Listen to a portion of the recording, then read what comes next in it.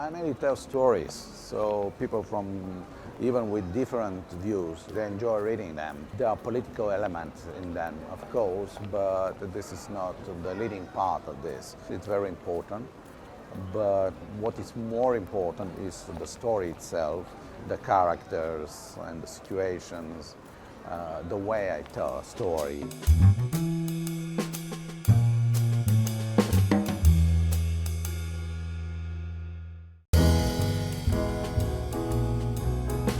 Bulgarian writer Alek Popov leaves his audience laughing.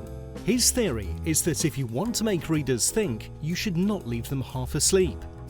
Black humour helps him tackle weighty issues, including his country's transition from communism to democracy, East-West relations, hyper-capitalism, and the lengths we are willing to go to in pursuit of money. Born in Sofia in 1966, Popov began his writing career by publishing short stories. The first of his 6 collections appeared in 1992. A spell as a cultural attaché at Bulgaria's embassy in London inspired his best-selling first novel, Mission London, which was released in 2001. He also co-wrote the screenplay for its movie adaptation.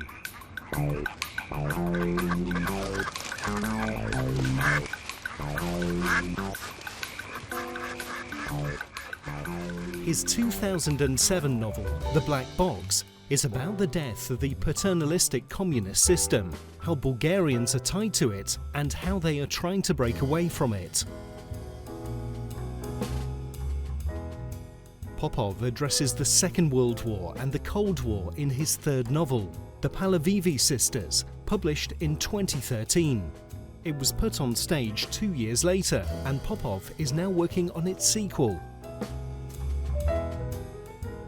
We met with him in Sofia. Humor, of course, helps people to survive. So the humor has been always kind of last refugee for, the oppressed.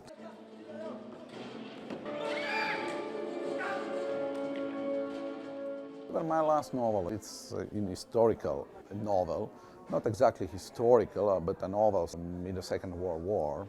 This is the beginning where a sharp divide in the Bulgarian society was drawn. It has to do with contemporary hostilities because of these sharp divides in the Bulgarian society due to this period of communism, which was really something very paradoxical, in fact, and very sad in a way. What I did was writing a novel, which is in fact very funny. You are just telling your stories, and good stories, usually very universal. It depends, of course, on the way you are telling them. Unfortunately, this is how people communicate. They need these libels. They have to they have to use stereotypes in order to understand the things. But still, I think one of the main jobs of a writer or an intellectual is to deconstruct this kind of cliches and stereotypes and to show people beyond the labels and things.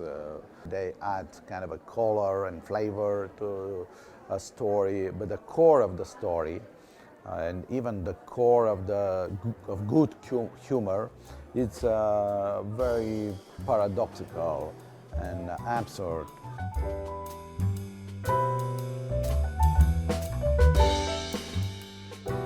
I like simplicity. I like to tell the stories in a simple way, dynamic. Probably this is due to my work with cinema. It makes some works, it makes your stories understandable. Not to be oversimplistic, but the way you express yourselves in clear, clean lines. Върви. Не желая да чистиш в работно време или когато ме няма.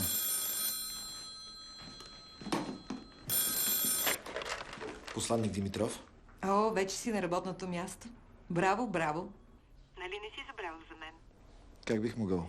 Имам чувството, че някой в това посолство нарочно вреди на имиджа ми. Какво толкова искам? Като че ли го правя за себе си? So, Mission London is a sharp political satire. you know, to all these attitudes that, in fact, they compromised, in a way, the process of democracy, and with all these flaws in this period of transition, are very characteristic in almost all Eastern European countries, and on the Balkan in general. In my opinion, every important book, in fact, deals with important issues, and such kind of issues always rise kind of controversies. If you want to avoid controversies at any cost, it won't be good for your writing. So I'm not afraid of this.